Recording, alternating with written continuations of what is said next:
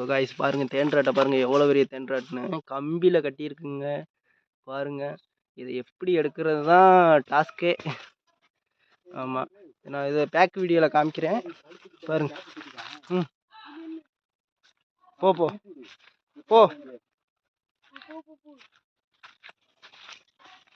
போங்க போ. கையால கிளைக்கிறதா பயன். இதை தாண்டி குத்துமோ. போ எப்படி எடுக்கிறாருன்னு மட்டும் பாருங்க. ஸோ இது ரொம்ப கஷ்டமான ஒரு இது தாங்க. ஏன்னா வந்து பார்த்தீங்கன்னா ரொம்ப கட்டி இருக்குல்ல, ரொம்ப அறுத்து விடுறேன் அப்படியே. ஸோ கிளைக்கிறதுக்கு எப்படின்னு மட்டும் பாருங்க.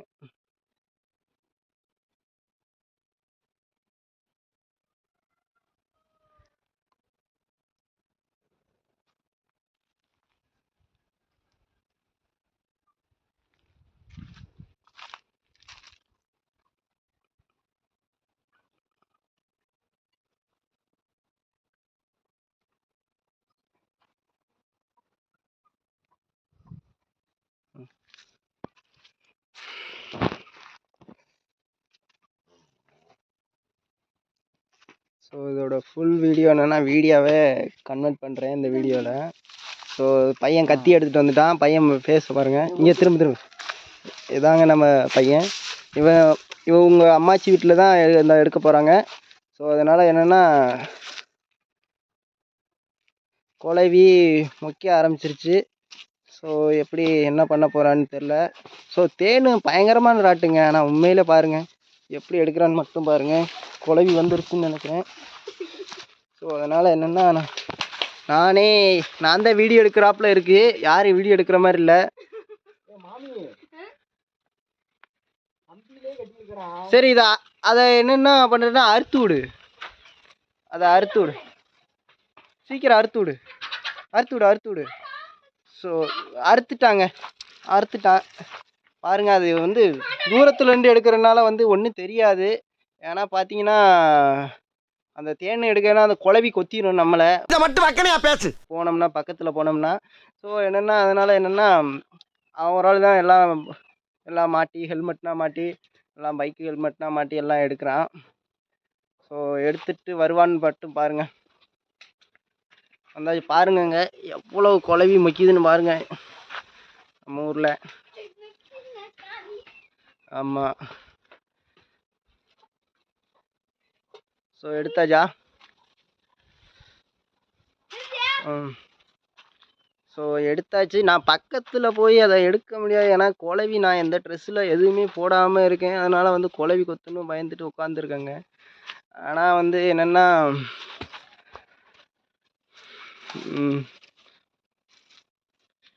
குழவி கொத்துன்னு பயந்துக்கிட்டே இருக்கேன். பார்க்கலாம்.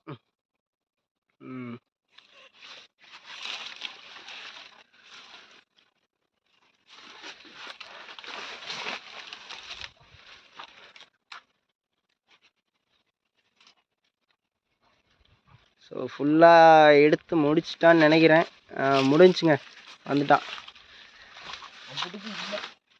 வந்துட்டாங்க. என்னன்னு பார்ப்போம் வாருங்க. சட்டியை கண்ணி குழந்தைய எடுத்துக்கிறேன். ஸோ பாருங்கள் எவ்வளோ குழவின்னு பாருங்கள்.